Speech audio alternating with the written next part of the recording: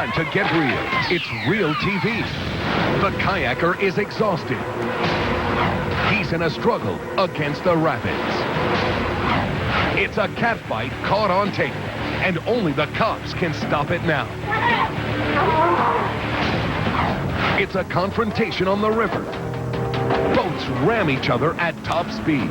Plus, this hotel is going down, and Realtv is all over it.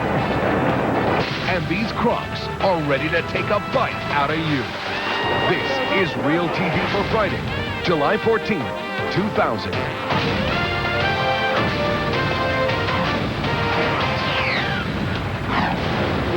In today's top story, we head to the Kawarra River in New Zealand, where the water is fast, furious, and unforgiving. It's so dangerous, most people avoid it. But a helicopter cameraman spots one kayaker who decides to brave the rapids. He tackles the swirling death trap head-on, paddling with all his might.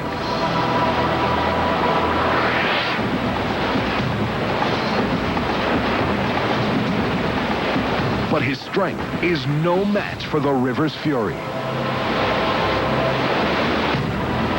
The current is so strong, he can't upright his kayak.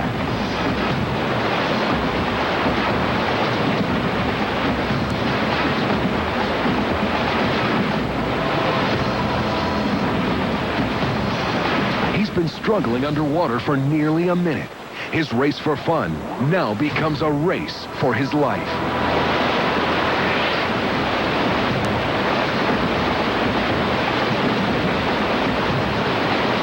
In a lucky break, the current rips the kayak from his body, enabling him to catch his breath. But the rapids are relentless. Again, he vanishes beneath the surface.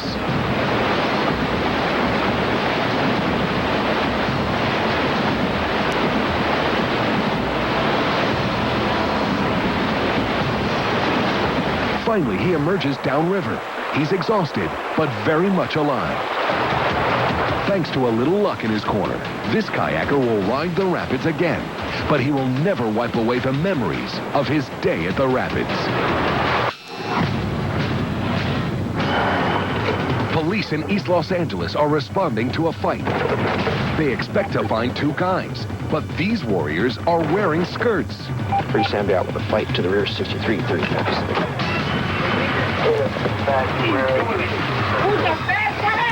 A cop becomes a ref and separates the lady wrestlers.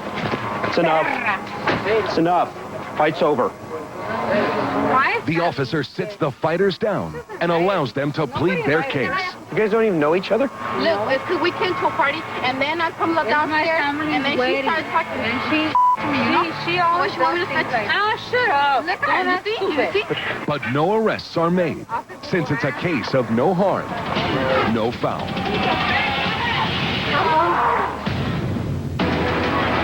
Animal rights activists take to the Waikato River in New Zealand to protest the sport of duck hunting. You can think of some more ethical forms of sport you could be involved in. What's for fun and cane? But this is a peaceful protest without any peace. The protesters have hired a rock band, hoping the loud music will scare away the ducks, leaving the shooters without targets. But as you can see, the hunters are not amused. The peaceful protest quickly turns violent. A hunter repeatedly rams the demonstrators' boat. Angered protesters retaliate, and then things really get ugly for the sportsmen. Protesters join in the ramming, nearly upending a fishing boat. The hunters finally retreat, and the activists deliver their message loud and clear. I hope you're going home. Amazingly, no one is injured in the watery uprising. But you can bet this age-old debate isn't over, because sooner or later, these groups are bound to cross paths again. Hudson's department store has been a part of Detroit, Michigan's skyline for more than 60 years. But that's all about to change. Real Realtv viewers armed with home video cameras have taken to the streets of downtown Detroit to document the end of an era. Hudson's is set for demolition, and the Shepherd family is 20 stories up with their video camera for the main event. This is history, folks.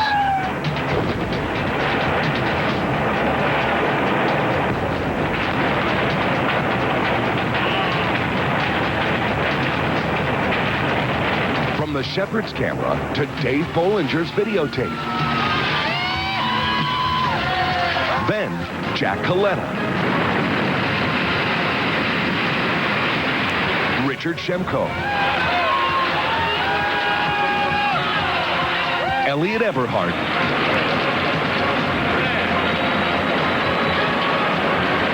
Frank Rymel. Mark Hale is down on the ground with his camera. Close your eyes. Get out outside the bed. Here it comes. When the dust and ash settle, downtown Detroit looks like a winter wonderland. Going down to, oh, look at the street. Everyone's car is covered. It's like it snowed. Congratulations, Realtv viewers, for a job well done. You've earned your video stripes. That was fantastic. That was monumental. And this is now on record. This is Elliot signing off.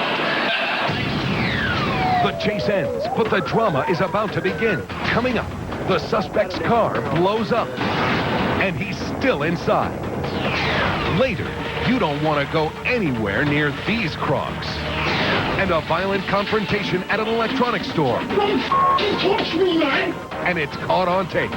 All the great tapes and the stories behind them. That's what Realtv is all about. You're watching Realtv. Welcome back. I'm John Daly.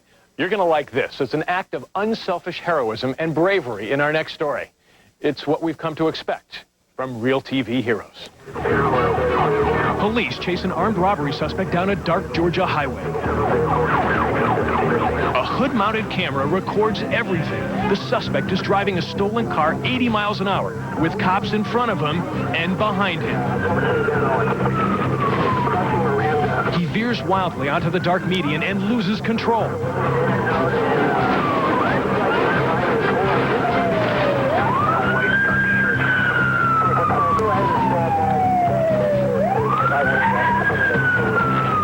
Cops move in from all sides with guns drawn. The suspect gives up without a fight. The end of a hot pursuit. But things are about to get a lot hotter.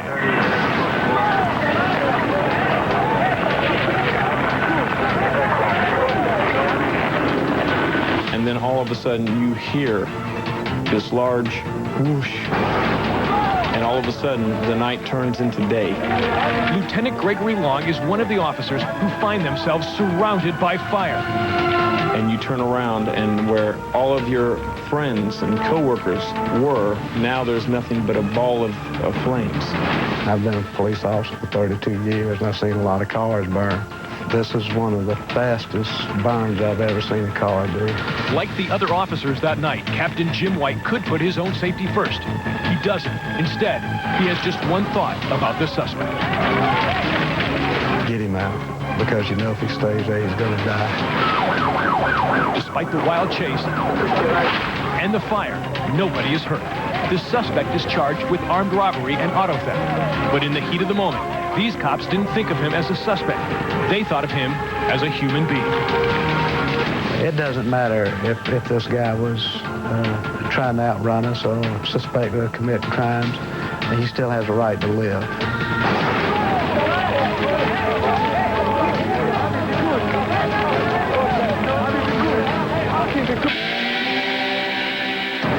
There's trouble off the coast of Valdez, Alaska. A 48-foot fishing trawler with 3 men on board struggles to stay afloat in the high seas. Captain Ted Morehouse and his crew are on a nearby fishing scout. They hear the radio call and respond with a camera rolling. When we first came up on them, I could see that they were definitely in trouble.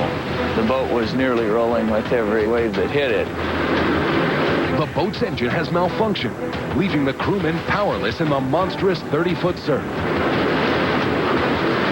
And to make matters worse, their cargo has shifted, causing the hull to sink deeper into the water. The boat was listing heavily and the decks were awash, and I was definitely worried for their safety. It looked like the boat could roll at any moment. Giant swells and an 80-mile-an-hour wind gust begin to take their toll on the doomed vessel. It can't stay afloat much longer. Captain Ted and his crew are determined not to abandon their colleagues at sea. So they move in, but suddenly, disaster strikes. It came as a surprise to us because the wave came out of nowhere. Watch again as the boat capsizes. A freak oceanic phenomenon occurs. Two waves coming from opposite directions slam the boat simultaneously.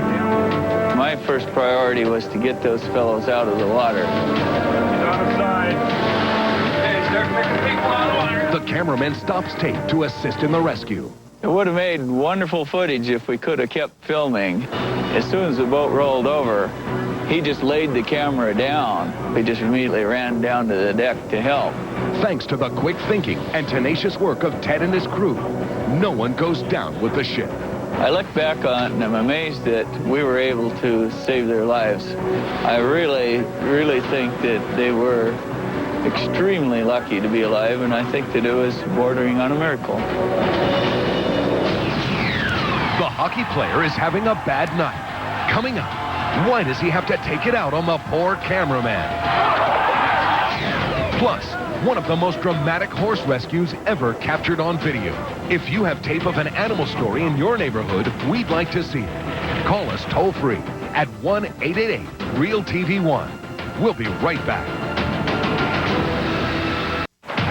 You're watching Real TV. Hi, I'm Kristen Eichel. It's a terrifying sight. Crocodiles jumping out of the water. Some people go halfway around the globe to witness this spectacle, but all you have to do is turn on Real TV. This is as close as you can get to a crocodile without being dessert. Australia's Adelaide River is chock full of crocs, making it one of the most popular tourist attractions down under. Oh, did you see that crocodile missing one of its front legs? Thousands of man-eaters lurk beneath this tropical salt waterway, lying in wait for their next meal. This is not a theme park. If I fell in the river, those critters would get me real fast. To get an extreme view of this 25-foot, 3,000-pound monster in action, this fellow here is the biggest crocodile we ever see. A video crew straps a camera to the bait pole. We've never lost a customer. They know it's a good idea to stay on the boat.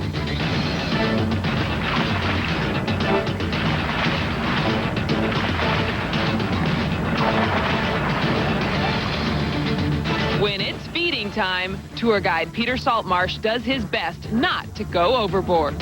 I don't personally like crocodiles, no. Maybe that's why I'm still alive. One fact not to forget on this trip is these saltwater crocs have killed more humans than any other creature on Earth. Rescue crews in Northern California are faced with a desperate situation. A trail horse named Kachina is pinned beneath a tree at the bottom of a gully. It happened when a weakened hillside gave way, while the 14-year-old Appaloosa grazed in a grassy meadow above.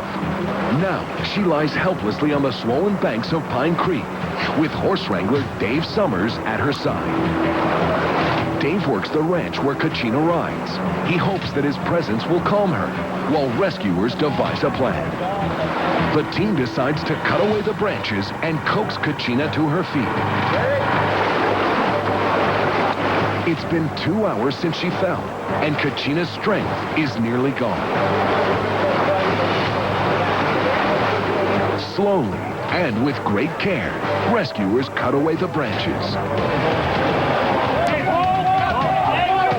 Kachina is free. She starts to stand, but her legs are too weak for the raging current. The men work frantically to keep Kachina above water. That rope is her lifeline, and they're not about to let go.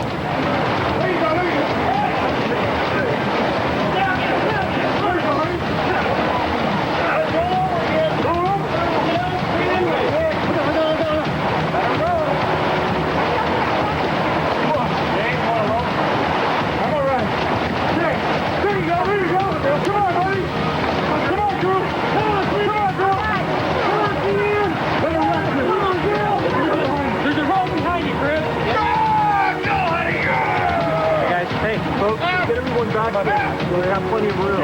After an exhausting effort, Kachina is finally safe on shore. Her main concern was getting the horse out, making sure she was okay. I knew she was going to be okay once we got her out. Just had to take a little bit of time, take her slow, and get the tree away from her, and she was going to be okay.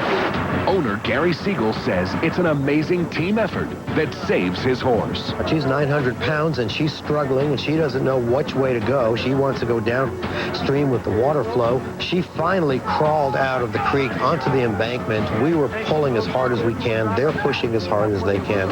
And she finally got up out of there and just collapsed, just kind of saying, wow, am I glad I'm out of there. Thankfully, Kachina's injuries are not severe, and she makes a full recovery. She came out with one scrape on one hind leg, which healed up by the next morning. All the swelling was down. She lost a shoe in the scuffle, and she's been fine ever since. In Fulham, London, a surveillance camera catches a deal gone bad. Two guys sold some goods to an electronics store, and now they want them back. And what you're doing ain't fair, mate. So I give you 30 up front on my shoe. Yeah. I'm not relaxing, I'm paro, mate. A store employee tries keeping the peace, but it's no use. The customers lose their cool. They grab the goods and head for the door.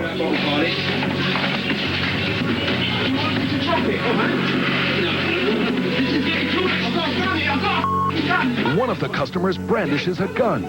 Thanks to an employee's quick hands, he's able to grab the weapon and remove it from the scene. But the fighting continues. First, the crazed customer tries grabbing a bottle away from the store's owner. If you get up him, we'll stop fighting, all right? Get up him. Right, I'm going to get him. Next, he grabs a stool and demands to be let free. Get off me. Get off me. I'm getting out of this shop. Open up the door. The police is coming. Yeah? The customers are outnumbered. Employees take turns blocking the front door till police show up. But unbelievably, just as cops roll on scene, the employee in charge of watching the front door walks away, making for an easy escape. Cops watch the tape, and just a few hours later, the terrible twosome is caught and taken to jail. All this over $20 worth of equipment. Monday on Realtv, the possum is not happy, and this guy's going to use his hands to catch the angry animal. But there's a surprise ending to this confrontation. Plus, the painter who dangles while his partner's asleep on the job. That's Monday. It's in-your-face professional hockey in Huntsville, Alabama. Huntsville's Channel Cats are battling the Cottonmouths from Columbus, Georgia. Cameraman Johnny Rogers follows the action as there are as many slap shots to the body as there are to the puck. With his team losing 6-1, the goalie for the Cottonmouths is overwhelmed with frustration. Here, the poor guy gets his stick knocked away by his own player. Then, right in front of Johnny's camera, he loses not only his stick, but his self-control.